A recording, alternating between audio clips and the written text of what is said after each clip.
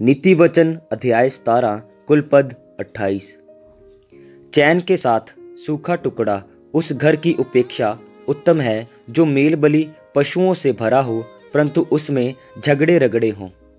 बुद्धि से चलने वाला दास अपने स्वामी के उस पुत्र पर जो लज्जा का कारण होता है प्रभुता करेगा, और उस पुत्र के भाइयों के बीच भागी होगा।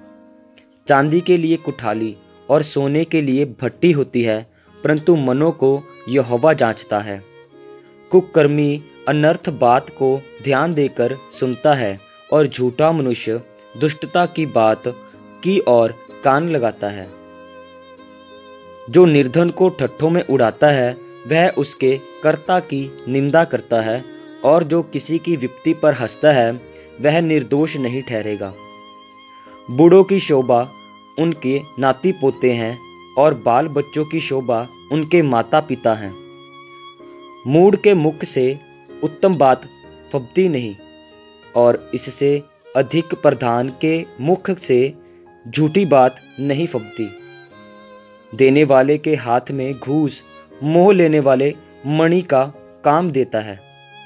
ऐसा पुरुष जिधर फिरता उधर ही उसका काम सफल होता है।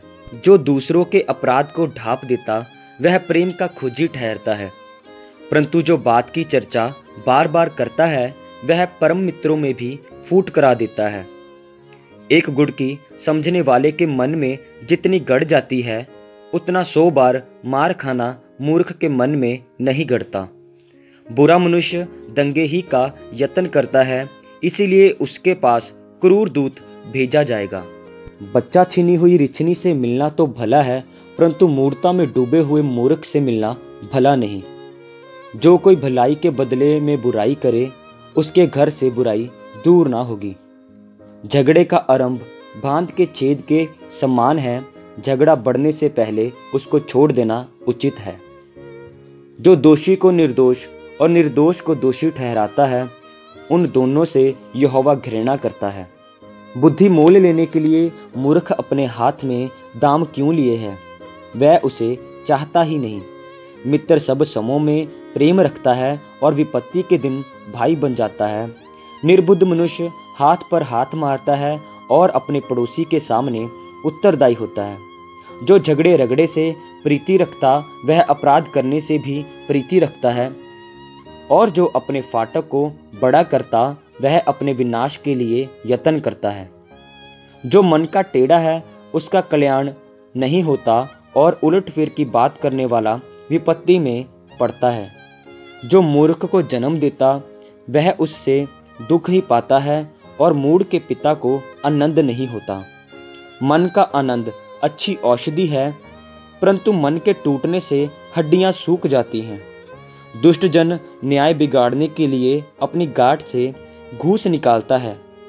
बुद्धि समझने वाले के सामने ही रहती है, परंतु मूर्ख की आंखें पृथ्वी के दूर दूर देशों में लगी रहती है। मूर्ख पुत्र से पिता उदास होता है, और जननी को शोक होता है। फिर धर्मी से जुर्माना लेना और प्रधानों को खराई के कारण पिटवाना, दोनों काम अच्छे नहीं। जो संभल कर बोलता है वह ज्ञानी ठहरता है, और जिसकी आत्मा शांत रहती है वह समझ वाला पुरुष ठहरता है। मूढ़ भी जब चुप रहता है तब बुद्धिमान गिना जाता है, और जो अपना मुंह बंद रखता वह समझ वाला गिना जाता है। आमीन।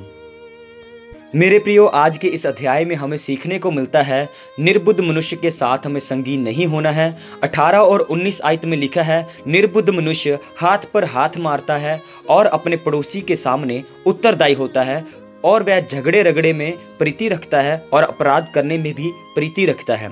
और 12 आयत में लिखा है, बच्चा छीनी हुई रिछनी से मिलना तो भला है, परंतु मूढ़ता में डूबे हुए मूर्ख से मिलना भला नहीं।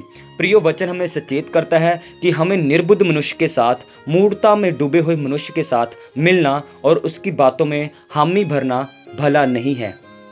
हालेलुया। अगर आपने इस वचनों के द्वारा आशीष को पाया है तो इन वचनों को, इस आशीष को औरों के साथ भी शेयर कीजिए। वीडियो को लाइक कीजिए, कमेंट्स कीजिए, और हमारे चैनल गॉड्स टॉक्स हिंदी को सब्सक्राइब कीजिए। प्रभु आप सबको